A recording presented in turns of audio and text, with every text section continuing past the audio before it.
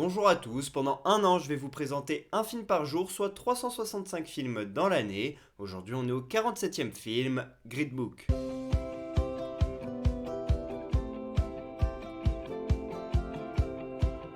Green Book est un film sorti en 2018 réalisé par Peter Farrelly. Ça raconte l'histoire de Don Shirley qui est un pianiste afro-américain et qui va faire une tournée dans le sud des États-Unis en 1962. Il va donc devoir affronter le racisme et la ségrégation de l'époque. Il est accompagné par Tony Vallelonga qui est son chauffeur et lui il est blanc. Pour ce qui est de Don Shirley, il est interprété par Mahershala Ali, qui a gagné l'Oscar et le Golden Globe pour la meilleure performance en tant que second rôle, même si pour moi là on est plutôt sur un rôle principal et pas vraiment sur un second rôle.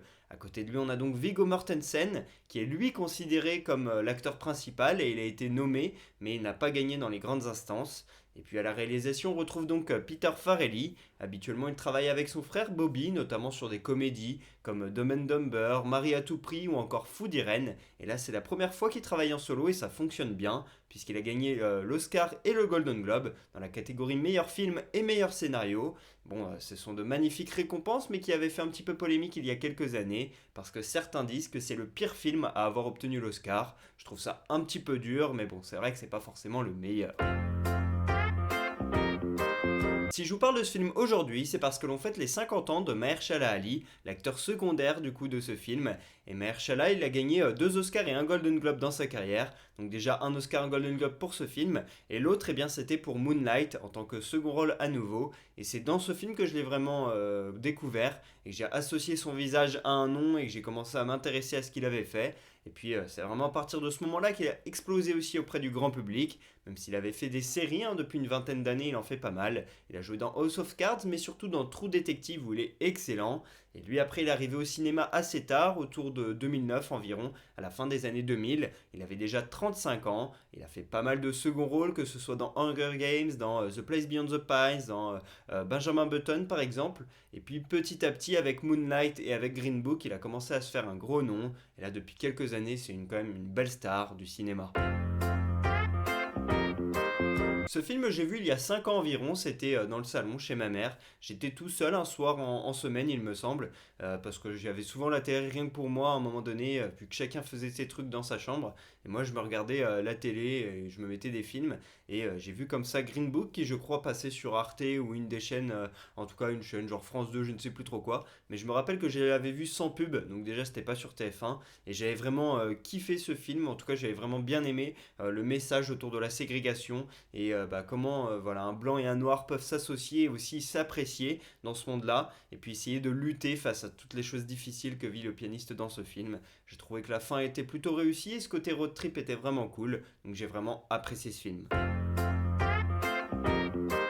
Je mets un 16 sur 20 à ce film. Si je ne mets pas plus, c'est déjà parce qu'il ne m'a pas marqué outre mesure. C'est pas un film dont je me rappelle régulièrement. Il n'y a pas des scènes qui m'ont profondément marqué, ni même par exemple la bande originale dont je me souviens que très peu. Mais globalement, j'ai trouvé ce film hyper cool. J'en ai un bon souvenir. Mais voilà, ça fait 5 ans que je ne l'ai pas vu et c'est plutôt un film que j'oublie et dont je ne repense pas régulièrement. Donc c'est pour ça que je vais pas aller à plus que 16. Première anecdote, le vrai prénom de Mahershala Ali n'est pas Mahershala, il l'a réduit pour que ce soit plus simple à dire, même si Mahershala c'est déjà pas si facile que ça, et son vrai prénom c'est Mahershala Lashbaz, donc un prénom de 18 lettres qui n'est pas facile à prononcer. Deuxième anecdote, le titre du film Green Book ça vient d'un guide de voyage un peu particulier, il a été écrit tous les ans de 1936 à 1966, par Hugo Green, un postier afro-américain de New York, et dedans il recensait tous les établissements dans lesquels les Noirs pouvaient aller en période de ségrégation, ils n'avaient pas le droit d'aller partout, donc c'était un guide de voyage hyper pratique et hyper utile pour tout afro-américain qui voulait un petit peu voyager dans les États-Unis.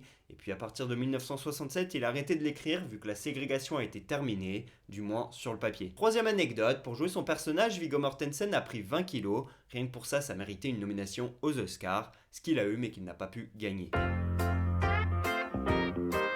Voilà pour ce 47e épisode d'Un jour un film, j'espère que je vous aurai donné envie de regarder Green Book. Pour ma part, je vous dis à demain pour parler du 48e film de l'année, et pour que vous sachiez de quel film on va parler, un petit indice, vrai courage. Dites-moi en commentaire si vous savez de quel film on va parler. À demain.